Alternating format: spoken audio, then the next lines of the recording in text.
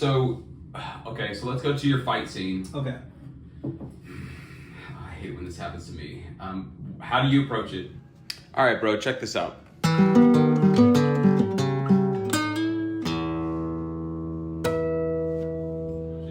You got a fight scene. You feel really good about your build up to the scene. Okay. So just a little context. For me, a lot of times I'll start with the end in mind, and I'll reverse construct everything to get me to that point. That's genius. Brandon Sanderson talks about that a lot, and I'm like, oh, it's so smart. Genius, yeah. But if you want that crazy payoff, that's what you have to do.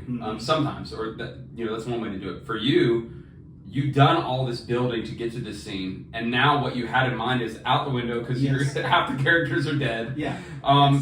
So what do? Do you have to go back and create everything, or do you just how do you know to go with the scene that has happened to you? Yeah. Versus, dang, I have to go reset this up again. Because that's not the worst edits to make. It's just like, hey, and then he fell and he was dead, and he fell and he was okay. He was okay. he was hurt. Yeah. But he's gonna be back. He forgot 3 things, but other than that, he's good. I like cause and effect, and I like to just be like, if it makes sense, it happened. And so I generally go like, that sucks for me. Like I accept that that what I wanted to happen, that my will not be done. You're more of a pantser versus a plotter. Are you familiar with the terms? I don't know, but I would these are good writing terms. So the plotters plot it all out. Yeah. And the pantsers fly by the seat of their pants. I'm a pantser. But that's cool though, because I feel like your stories are going to be less predictable. Because you out-predicted yourself. That's a nice way of saying I didn't plan anything. I start my story and I go, it's about this concept and this feeling that I'm trying to get across, and these are the characters, and here's the magic system or the science system. And then I go, and start. And then I go, oh, how do I start? And then I start with something terrible. So, it's always just like, Billy looked at himself in the mirror and said, who's Billy? And that's like... You get the self-description? Yeah, I start there. I do. I start. What does the main character look like? Yeah. Oh, a reflective surface. Yeah, weird that he's looking on page 1. Yeah, think of like a video game. You start the tutorial and they you look down into the water, back at his... Describe his water reflection. And then I write that scene. I don't even fight it. I write that. And I keep writing until I get to a place where I go, that's interesting. And then I take all of that and I just put it into negative chapters that are never used, and then I start the story there. So pantsers suck, man. I was talking about it out loud. You just write a whole bunch of stuff that you're never going to use when you could just sit there and think. I don't got time for that. There's magic there, though, dude. There's a lot of magic there. So, for me, I've realized. So my first book, I didn't plot it at all. Okay. And I realized that a lot of it's a YA fantasy book, and it ballooned to like 120 something thousand words, which isn't too bad. It was good. But because I didn't know where I was going, so I lost some efficiency. I see. But again, if you get too efficient, there's no juice. You need a little bit of jazz in your music. Yeah. You don't want to just write straight pop, man. Come on, dude. Like just 4 chords, boo. You want to throw in some changes in there. Yeah. So keep them on toes. So what will make you go back and edit? If the idea for the scene is superior. So I find myself, I think of things like there's me of what I want, then there's me being aware of what somebody else would want, then there's the character in the book, then there's me being aware of what the character wants, with that character being aware of what the other character wants. And so when I keep pulling myself back, eventually I don't feel bad about anything that I do inside of my story, and I don't feel bad if it's not what I want. I just care, does it make sense? And is it interesting? And so when I look back, if I go, gosh, what I had was more interesting, I gotta rewrite the whole book. Basically. Because it's just more interesting, and I failed. And I think I was telling you on my first book, I kept on finishing my book early and leaving out a bunch of things that were very interesting and good. And so I had to keep on going back, and I tried rewriting just the scene, and I realized that I had painted myself into a corner, so I just had to rewrite the whole book. And it is what it is. You just go, it's better. But part of it too, I mean, you're always learning and growing from through the process. You're constantly getting better. Yeah, definitely. getting better at painting patterns as well. You'll learn. I know Stephen King probably does this because he's a famous pantser. Oh, he's a pantser? Because the second he knows how it ends, he loses all interest. Oh, I see. So his keys are he writes insanely fast. Yeah. He's very regimented, and he writes very fast, and then like it's not a total waste if he has to make those big edits. Fair, yeah. You know, because it's like, okay, that was a week of work, but I know what I want to do now, or I'm going to start this other thing. Yeah. So, like, I think his momentum just carries him, and then he gets to the end, and he's also fine with things taking twists. Yeah. So, but I also think that he's a genius with plot, to where he's going to innately plot well. I think if you do things for a while and you're naturally that good, like either hard work or a natural genius at it, you're gonna know intrinsically some things that like you don't know. Like Steph Curry's a genius shooter and basketball at all, and probably a really hard worker at a shot. Mm-hmm. So he intrinsically shoots and knows what's wrong and fixes it on his next shot. While I am not, so I look at it and go like, think about this. Yeah. Cool. Well, so where I am with editing, I'm re-editing my first one. I have to rewrite everything. There was one storyline that is, the storyline splits to like an A to B. Yeah. When you're following different sets of characters, and the main character just got into a really boring storyline. But I need it because he's unpacking the magic system and learning all this cool stuff. Yeah. But I had to figure out ways to like make it creative, and it just wasn't good enough. So I had to like scratch all that and rewrite all of that, and it was painstaking. It's so boring for me as the writer, because like I know what it is, I know the system already, so there's nothing being revealed to me. It's grueling. So I got that done, and the rest is in pretty good shape. I've got a new end, and I had to go set everything up again. Yeah. For that. So, and that was the worst realization ever. I'm walking to the car and I realize I got the best idea for the end ever, and I realize it's gonna be so much work, but it's better. You see, here's a funny thing. Now, plotters versus pantsers is essentially we end up coming to the exact same place.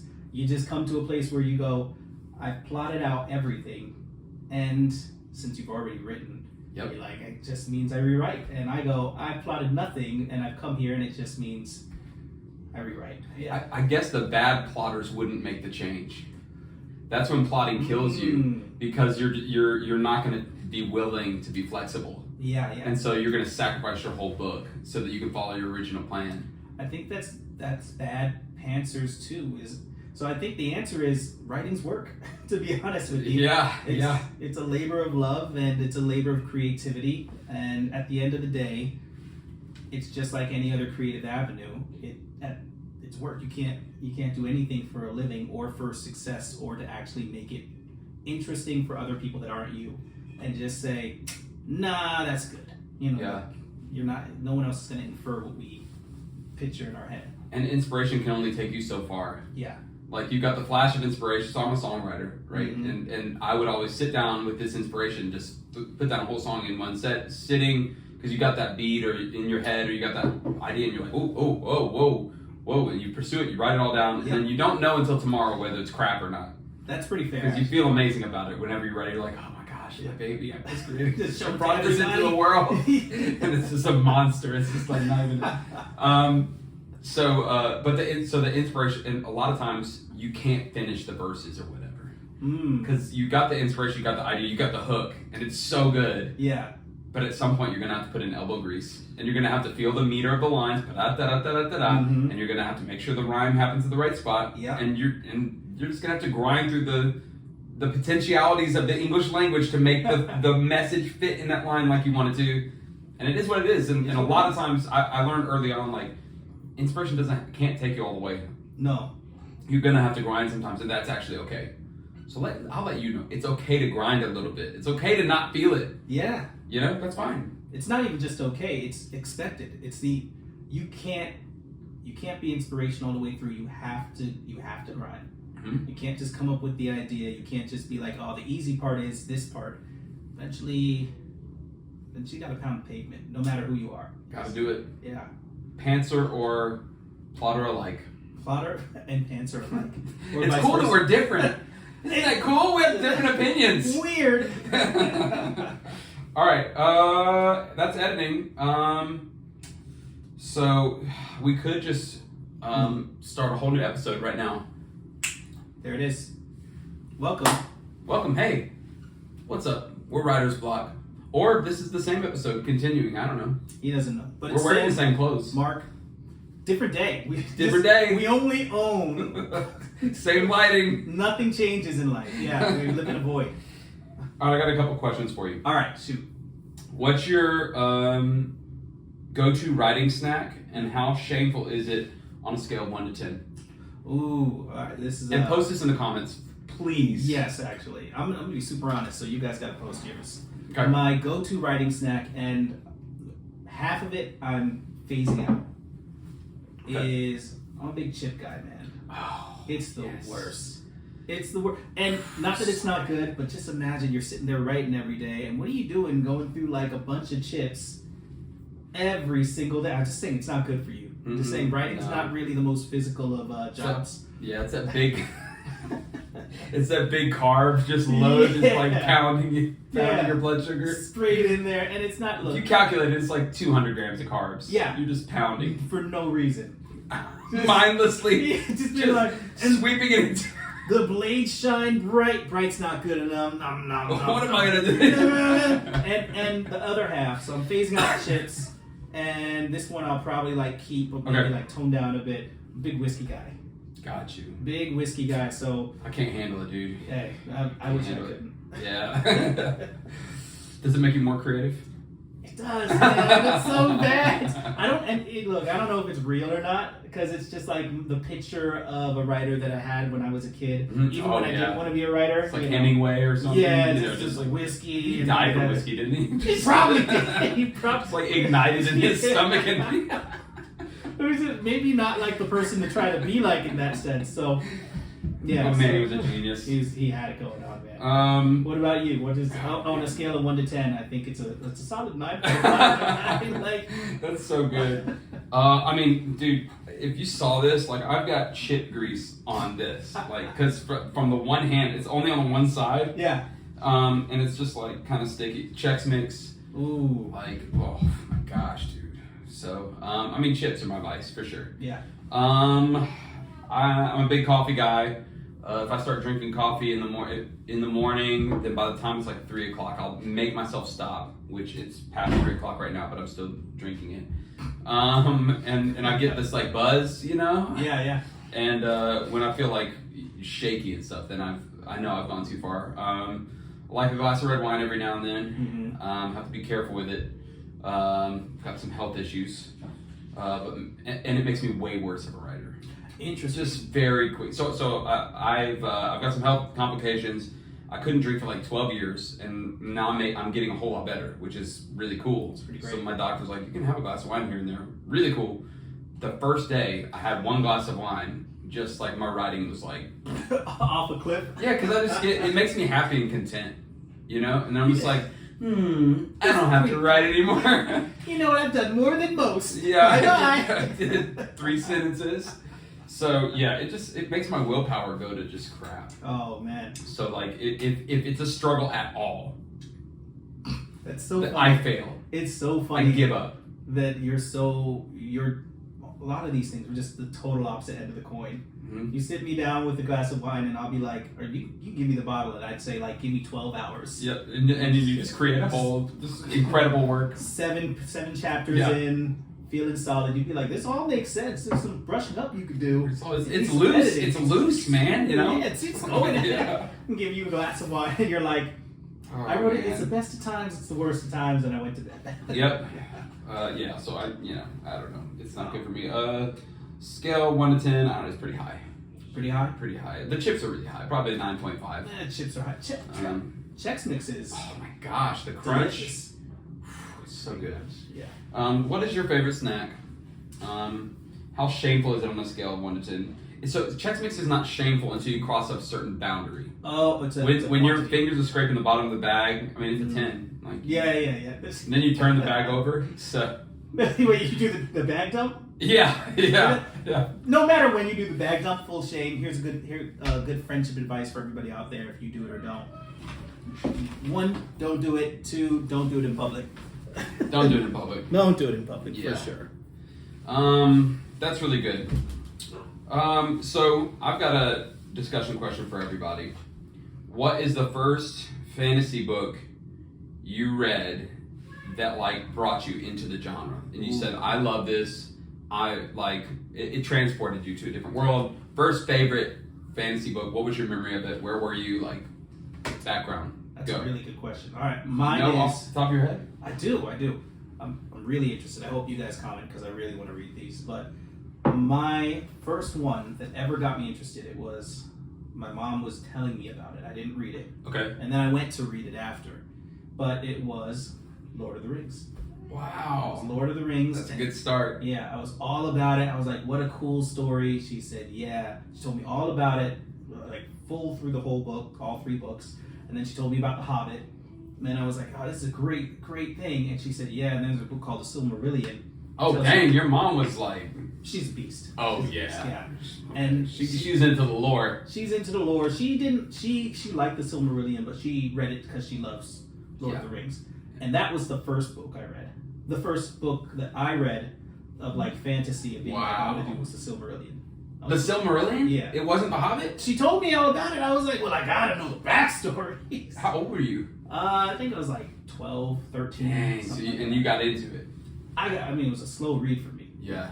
But I got into it. I was like, I wanted to figure it out, you know? I was like, why are these elves like this? What are you talking about? They travel across the water. And you know, how much can you explain without truly going into Silmarillion? You just kind of go like, yeah, then they get old and they just get on a boat. And you're like, I don't understand that. My grandma got old and she did not get on a boat. Dude, you jumped all the way in. Yeah. Dude, that's cool. What about you? What's so I remember on my dad's bookshelf, the Hobbit. Like I remember it was like the picture on the front and it just kind of grabbed my attention. I asked him about it, he told me about it. Mine would have to be like a C.S. Lewis thing because I was younger. Yeah. You know, I can't. But so I started. I think I read Lion, Witch, and the Wardrobe pretty young. Mm-hmm. I was like, this is good. Then the next one, what is that one? Prince Caspian. Yeah. And then I got into Dawn Treader, the third one. I read that one, just bam, bam, bam, and I was like 11 or 12. And then the fourth one, I was like, all right, dude, this is boring. Like, I don't like this. So you fell out of it. Yeah, and I was looking for something else. I tried the Space Trilogy. I didn't like it. Okay. And so I think I like those books. I think they were a good entry point. They're transportive, I guess. I don't think I love the way they made me feel. Like, it's like that, like weird, like London, like old London-y feel, and like I don't know. And yeah, I think the witch was like scary, bro. I was just like, I don't like her, bro. She's pretty intense. She's the devil, bro. Yeah. Which kind of she is. She kind of is. Yeah. Yeah. Oh yeah. She's like tempting Edmond or whatever. Yeah. You know what I didn't. Dude, I don't like this, man. I didn't like how the kids responded sometimes. Like. Yeah, Edmond was a jerk. Yeah, I was so mad at him. Like it was hard to read the book. I was like, why are you like this? It's like, but that's your brother and sister, bro. You're just gonna eat some toffee or whatever. It's like some Turkish delight. Yeah, what is Turkish? It's nasty. I had to look it up. Yeah, what is it? It's like I think it's like gummy candy, right? Yeah, it's like is it not a toffee thing, but like it's like oiled and multiple rolled. I almost described baklava for a second. I was like, it's broken and then they layer it. And I'm like, no, that's baklava. No, it's like toffee, right? Yeah, it's like. But I picture, you know, the it's almost Halloween. Mm-hmm. You know the one that's like it's like it comes in like a fishbowl, and there's like 1,000 little individually wrapped toffees. And they're all like, but they're all, it's like $1 for the fishbowl. Yeah, they're disgusting. They're the worst. So, and they're wrapped in like black or like orange. You're unlocking a memory of mine because when I first heard of Lion, the Witch, and the Wardrobe, I was so young and I was at my grandma's house. I called her Golden Graham. She was great. Hey, and she had that fishbowl, I think. And I was like, Turkish delights, and I was like, this is nasty.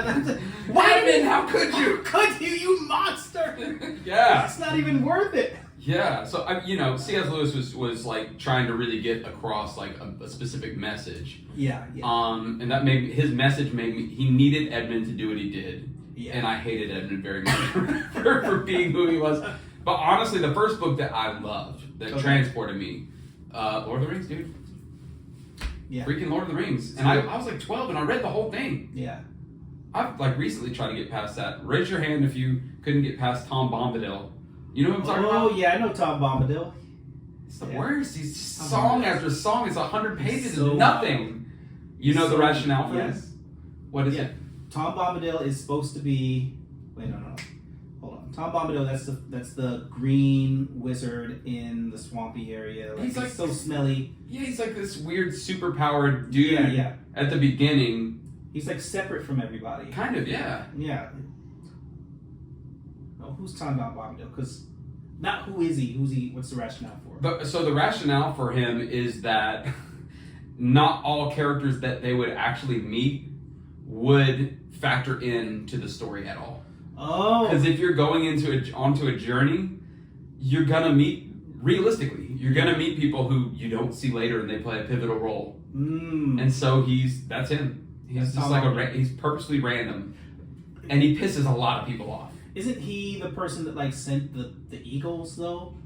Like because maybe. he's like I think he is. Maybe he doesn't really factor in, and he's really super powerful. And so, to the point where you come back and you're like, why didn't you like go kill Sauron or something? Yeah, I think Tom Bombadil is supposed to be as strong as Sauron is. Something like that. Like literally he's be this like ancient beast. Yeah, that just goes like, just don't come to my forest. Yeah, but he's smiley and he's singing songs constantly. So is he a Robin Williams, Clint Eastwood character? He says, "Get off my lawn," but he just smiles at you and says weird stuff. Maybe he's like a more positive version, I guess. Yeah.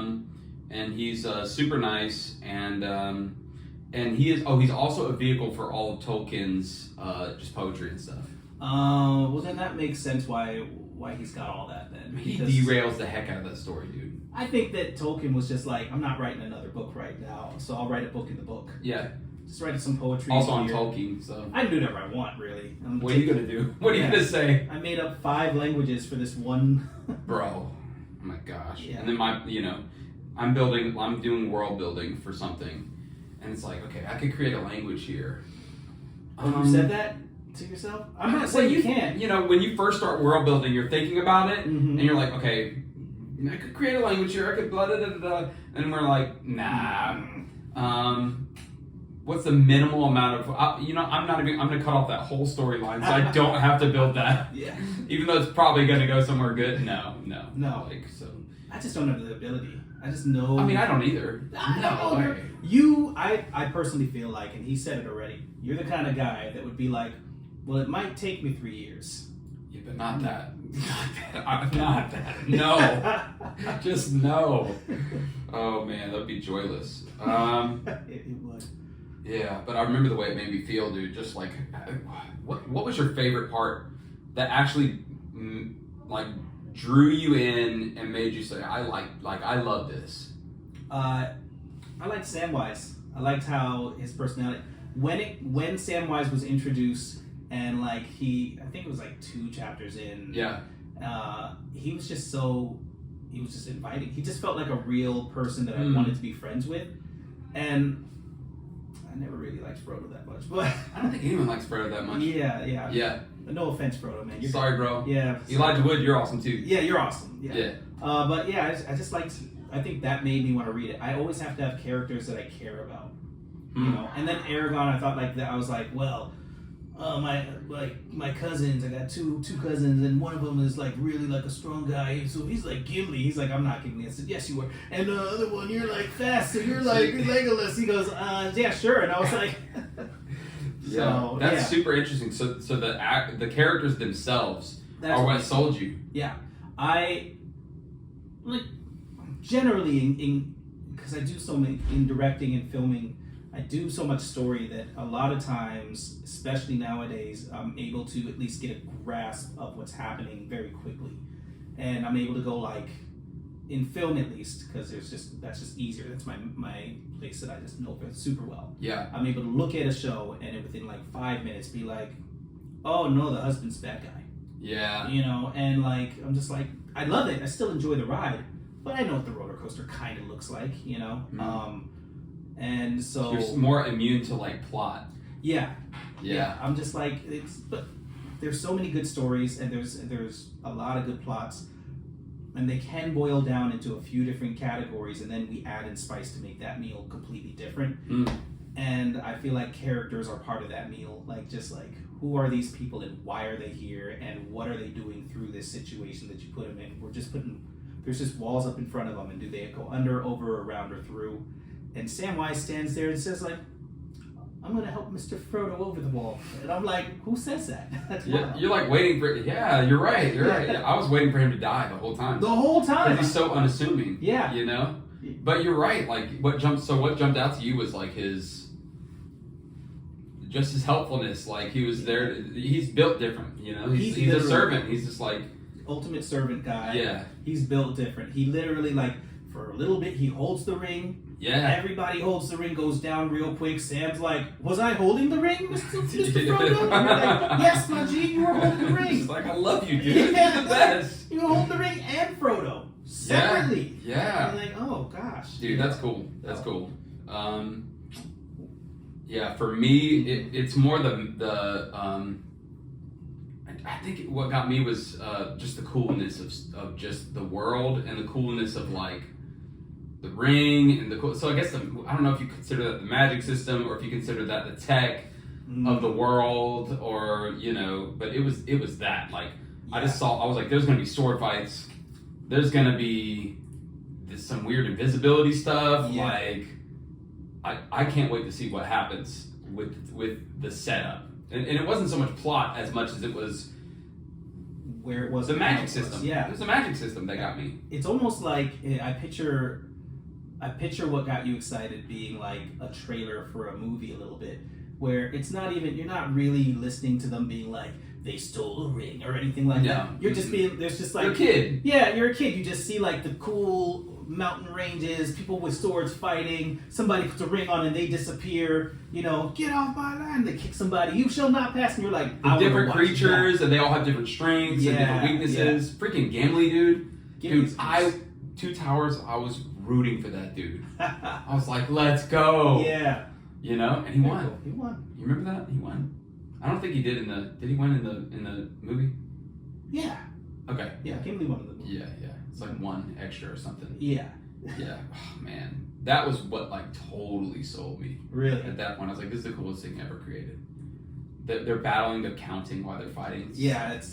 Now it's like a trope, but I didn't know the trope existed at the time. Yeah, it's the ultimate romance like fighting thing to do. Yeah, we're up against insurmountable odds. And it's like, well, I only killed 7 of them right now. They're like, I killed 8. They go, game on. Yes, and you're like, oh, you're not worried about dying? We might die, but I'm killing all up, killing more than you. So cool. Yeah, that's really cool.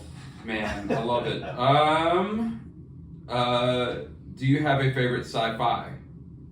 Oh man, we can almost start fresh on this one. You want to switch chairs? I think we clean cup. Do you want this? You want this? I think that. Yeah, let's go. This is a question. All right, we're doing it. Switching Cheers. chairs. All right. Oh, this is nice. It is nice. Oh, keep this kind of warm. This is a nice chair. Yeah, it's nice, a little padded. I'm gonna sit like you were. Like this suit used to fit. And then he kept I ate a lot of pizza. No, man, look and at went this. to the gym. Look at this. The tricep. You see it popping through. It's straining so hard. It's not style anymore. Oh man, Writers Bloc. Writers Bloc. Yeah. What's up? Hey, so we're in different chairs. We're wearing the same clothes. This could be the same episode. It could be a different one. Could be a different one. You know we don't. We might wear the same clothes all the time. Probably a great idea. Probably not a great idea. Yeah, probably not the best idea. But I like it. So right. yeah, we're talking. Jump straight in. Where were you at in this question? It was I know the question. It was a sci-fi one. Sci-fi one. The first sci-fi book that caught that transported you to a new world and made you love sci-fi. Yes. Okay. Book, or I would say, or property. Yeah, I think IP property's fine. Maybe book and property. Oh, okay. This is gonna be a talk, guys. Okay. So this is the episode. This is the episode. So first, let's just start with first sci-fi book. Okay. That got you. But first, are you more fantasy or sci-fi? That's tough. That's tough because I kind of see them as the They're same buddies. thing with like different backgrounds, right? Yeah. Like, technology so far in the future is a magic system. That's all it is. It is. And like, and you don't have to explain it. You It's just don't. like computers. Yeah. Made it. Sorry guys, at 3057 you wouldn't understand. Of course, Same. they have that. I'm like, of course Yeah, teleporting. And you know, the same thing with magic. Fireball. How'd they do it? Runes. What do you mean? Do you understand Greek Norse? Greek Norse? Yeah, it's a certain. Don't worry about it. Don't worry, you wouldn't understand that either. Did you see that explosion? Yeah, isn't that dope? Yeah. Okay, so book. So book, yeah. What is the first? And you give me a sci-fi or fantasy. I just think they're hand in hand. Yeah, they're buddies. Yeah. So, other than Lord of the Rings. Yeah, Just went that thing is just a monster. It's a monster. It's a different category. So, sci-fi or fantasy book. Okay. I got you. Oh, you want me to go? Well, yeah, you go. Oh. I got the computer. Oh, that's true. Sorry. The sci-fi book that got me. So I remember going to the library. You know this place? So they used to have this place with these like old books, and you could check them out. What? And yeah. And your mom will let you just read anything in there because she's so proud of you for being in the library. So you can do anything. So I remember for the first time getting out of the kids section. Mm-hmm. I don't know how old I was. Pretty young. Yeah. I'm looking around, and I just saw some Star Wars books. And bro, so these are all decanonized now. Yeah. Come on, Disney. I know. But There's a lot of good stuff. Timothy Zahn wrote the Thrawn Trilogy back then, yeah. way back then, and it's decanonized now, bro. That got me. Really? Yeah, and I like it more than Lord of the Rings. Like it was so good. Wow. And recently, I think I'm gonna buy it and read it again. Because I read it as like an 11-year-old, and it was just like the coolest thing Blew your mind. in the entire world. I don't know if it's gonna hold up, and I really hope it will. But if you don't know Thrawn is Sherlock Holmes. That's it. All he is Sherlock Holmes. There's an ensign guy who's like beside him at all times. He's Watson. Mm-hmm. The only reason he's there is so he can be like, "How did you deduce that, sir?" Thrawn's like, "Well, let me tell you." His hands are behind his back. So. Of course. Like, Yeah. well, ensign, blah blah blah, and then he just tells him why, and you're like, "Dude, you're a genius." You're so smart. So this perfect setup. Mm-hmm. But what makes it magic is a perfect character. Yeah. And he's the bad guy. Yeah. So you've got like all your heroes, he plays with all the properties and stuff like that, but the magic is not that Luke is in it, or that Han is in it, or Leia's in it. I don't hardly remember anything about them. I don't care. Because Thrawn's not even a Jedi or anything like that. No. He's just an admiral. He's a blue dude. Yeah. He's just a genius admiral. So the Empire's fallen. So this is your setup. Again, the Empire's fallen. Yeah. Which is an interesting place to start. The rebels have the balance of power has shifted towards the rebels. Okay. So they've overthrown the Empire. The Emperor's dead. Vader's dead. Mm-hmm. And so everyone's fighting over. It's like when Alexander the Great dies. All his generals are like fighting for who gets to win. Yeah. And so there's all these different generals, but there's one who just keeps beating the rebels every single time. And it's Thrawn. He's just a genius. And all of a sudden, no matter what they do, they can't beat him. And so the Empire all of a sudden is just getting stronger and stronger and stronger just because he's that good. He's that unbeatable. He's a genius. He's a genius. So, and this dude is great. Timothy Zahn's great at space battles and stuff like that. Yeah. I whenever he would go into, so he also follows the basic rules of, and I keep going down the rabbit hole. He follows the basic rules of space, Mm-hmm. the basic rules of the tech, and so like, I don't know, man. I've looked this up. If you go, how long can you survive in outer space if you just get thrown out of a ship or something like that? And you breathe out all your oxygen and stuff like that. Let's say you hold your breath. When you hold your breath, I mean, I think that's worse. I think that's like gonna be like a 2-4 second thing. Something like it. So you get 8 seconds. Okay. Your skin will freeze, Right. and the vacuum of space will like kill you and pull your eyeballs out and stuff. Yeah. Really Something bad. like it. Yeah. But you can make it for 8 seconds. So, but anyways, like he follows all the rules of the environment perfectly, and that allows you to get immersed and not get pulled out. Cool. But it was the character got me. That's the first character that I was like, everything he says and does is magic on the page, Right. and I have to see it. So good. Go read the original. It's decanonized, but it's so good. So, how about yours? That's cool. The first thing that was like space sci-fi that was a book of sorts that got me was actually like this outlaw space like comic. Okay. It was called Outlaw Star. And So walk me. So I've never heard of this. Walk me through all the elements of it. Yeah. Like So what made it great to you? it's kind of like a space cowboy movie, but it's a cowboy movie in space. Okay. So like the guy, he's like It's like a genre fusion thing. Yeah, genre fusion, and like he was like he had like a 6-shooter laser gun, and like he wore like the cowboy hat, and he had like a ship called the Outlaw Star that like he would fly around and bounty hunt. It was kind of like he was riding his horse into places, and he'd go in, and it would literally be like he'd land on the planet Grimthar or something like that. Yeah. And there's like saloon doors. All right, bro, check this out.